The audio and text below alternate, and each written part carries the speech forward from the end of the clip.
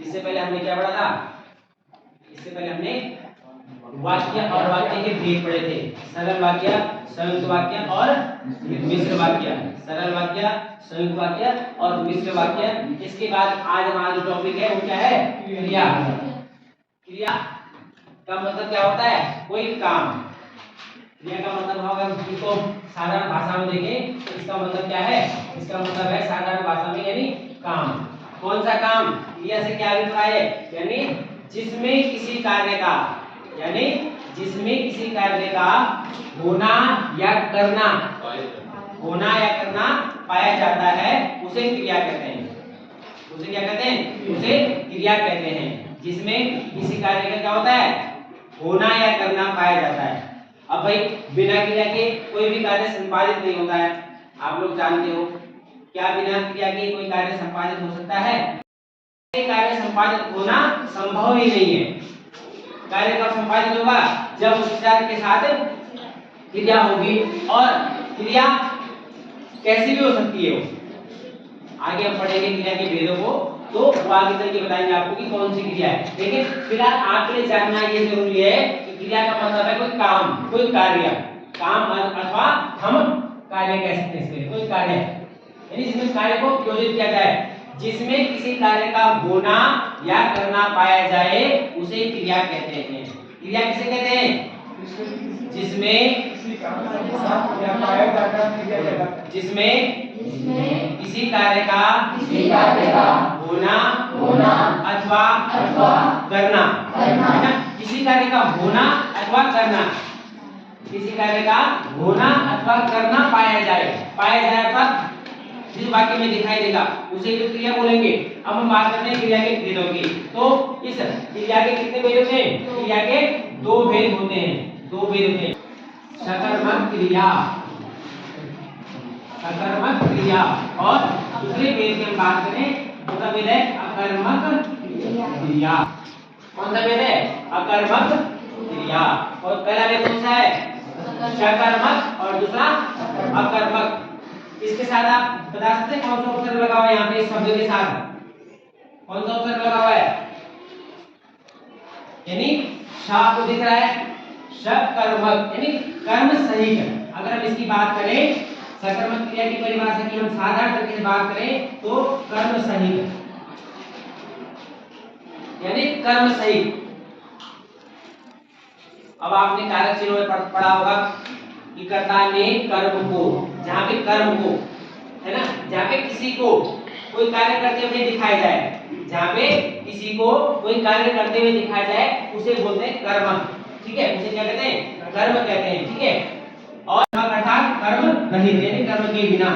अगर हम इसकी व्याकरणिक परिभाषा को देखें तो सकर्मक क्रिया उसे कहते हैं जहां पे कोई कार्य हो, और अकर्मक क्रिया हुआ है जहां पे कोई कार्य नहीं होता है, कार्य होता नहीं दिखता है ना, कर्म के द्वारा।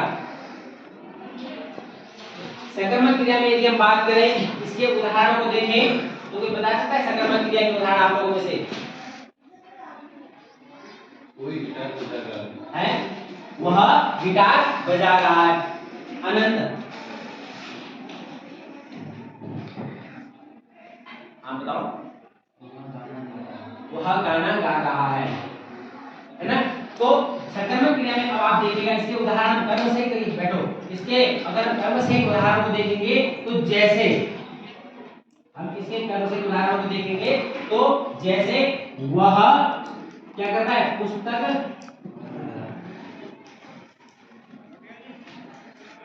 पढ़ रहा है। अब देखो ना, वह अपने आप क्या है? एक सर्वनाम शब्द है। यहाँ पे कोई संज्ञा भी हो सकती है, यानी रमेश, यहाँ पे कोई संज्ञा भी हो सकती है। वह एक सार्वनामिक शब्द है। वह है, कर्म क्या है? पुस्तक है, और पढ़ रहा क्या है? क्रिया है। तो यहाँ पे उसे कर्म करते हुए दिखाई दिया है, यहाँ पे उसे कर्म करते हुए दिखाया गया है। कर्म क्या है? पुस्तक। कर्म क्या है? पुस्तक। और क्रिया क्या है? पढ़ना। पढ़ना क्रिया अपने आप है ना, ठीक है। और वह क्या है? अपने आप में एक सार्वनामिक शब्द है। यहाँ पे आप संज्ञा शब्द का भी प्रयोग कर सकते हैं, यानी रमेश पुस्तक पढ़ रहा है। यह क्या हो जाएगी? सकर्मक क्रिया। कर्म दिख रहा है ना यहाँ पे। लेकिन हम अकर्मक क्रिया की बात करें, कर्म रहित क्रिया की यदि हम बात करें जहाँ पे कर्म ना हो, जहाँ पे कोई कर्म ना हो, तो ठीक इसी के विपरीत हम उदाहरण बनाते हैं। जैसे वह पढ़ रहा है, वह पढ़ रहा है, वह पढ़ रहा है, लेकिन क्या पढ़ रहा है? कर्म नहीं है ना यहाँ पे। वह पढ़ रहा है, क्या है? वह पढ़ रहा है, लेकिन क्या पढ़ रहा है? कर्म को नहीं दिखाया गया है इसमें कर्म नहीं है ना, इसमें कर्म नहीं है। ये इसको एक साधारण वाक्य या सरल वाक्य भी कहते हैं। लेकिन अकर्मक क्रिया में हमें कर्म नहीं दिखाई दिया, अकर्मक क्रिया में हमें कर्म नहीं दिखाई दिया। यानी आपने इस उदाहरण में देखा होगा कि वह पुस्तक पढ़ रहा है, वह पुस्तक पढ़ रहा है। पुस्तक क्या है? कर्म है। और पढ़ना क्या है? क्रिया है। पढ़ना क्या है? क्रिया है। और वह क्या है? सर्वनाम शब्द है। जबकि आपने अकर्मक क्रिया का उदाहरण दी, यहाँ पे हमने लिखा अकर्मक क्रिया यानी कर्म रहित, कर्म के बिना।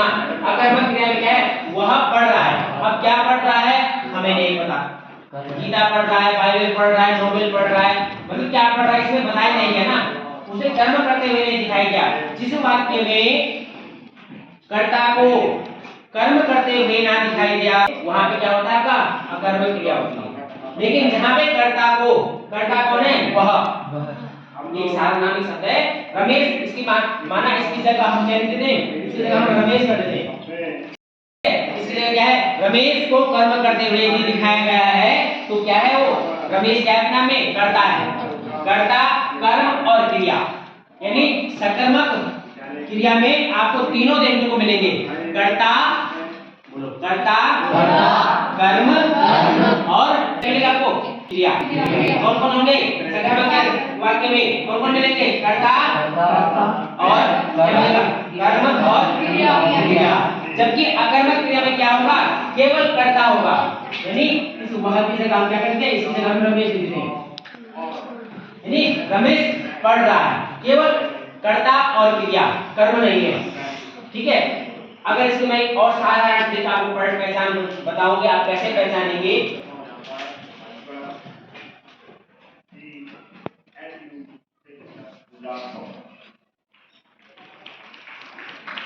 सीता खा रही है, ठीक है, सीता खा रही है। अब देखो आप किसी भी सकर्मक वाक्य में और अकर्मक वाक्य में कैसे पहचान करेंगे? और एक दूसरा उदाहरण देता हूं यहाँ पे। सीता खाना खा रही है, खा रही है, बेटा ये आपका अकर्मक का है और ये आपका सकर्मक का है। ठीक है।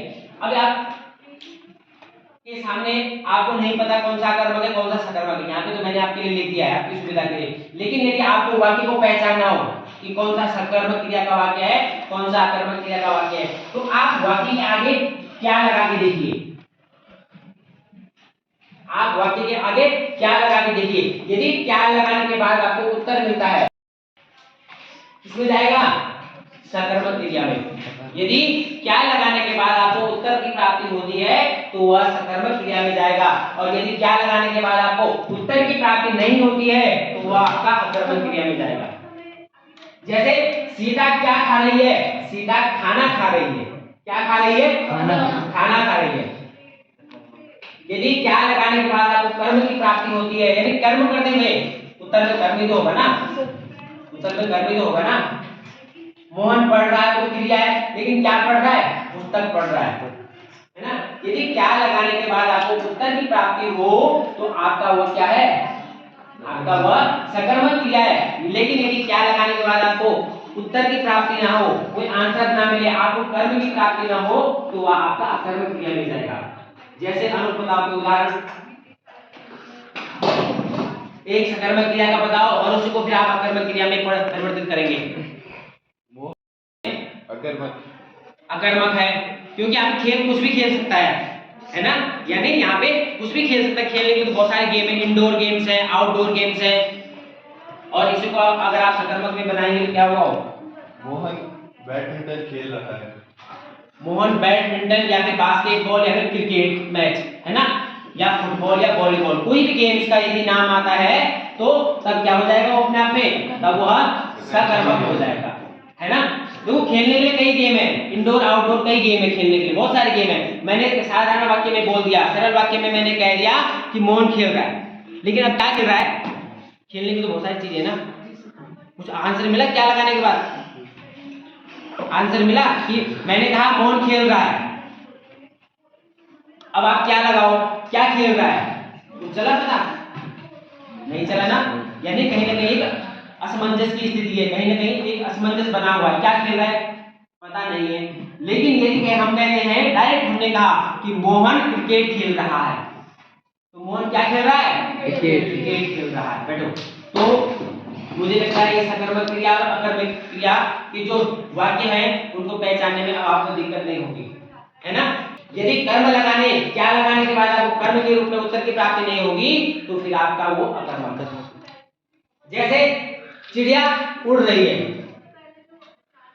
चिड़िया उड़ रही है, चिड़िया क्या कर रही है, उड़ रही है। वाक्य में चिड़िया उड़ रही है, केवल कर्ता और क्रिया है, उड़ना क्रिया है ना, चलना फिरना गाना उड़ना क्रिया है, कर्म कहाँ है इसमें, चिड़िया उड़ रही है तो अकर्मक क्रिया है ना, चिड़िया उड़ रही है अकर्मक क्रिया है, सीता सो रही है अकर्मक क्रिया है।